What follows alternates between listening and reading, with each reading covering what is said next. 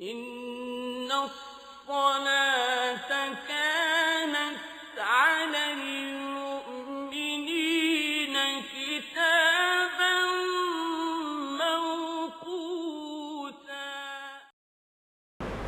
جون 16، 17، 18 ذی الحجہ 19، 20، 21 تاریخوں کے اوقات نماز اور روزہ ملاحظہ فرما کر ان کے مطابق نمازوں کی پابندی فرمائے۔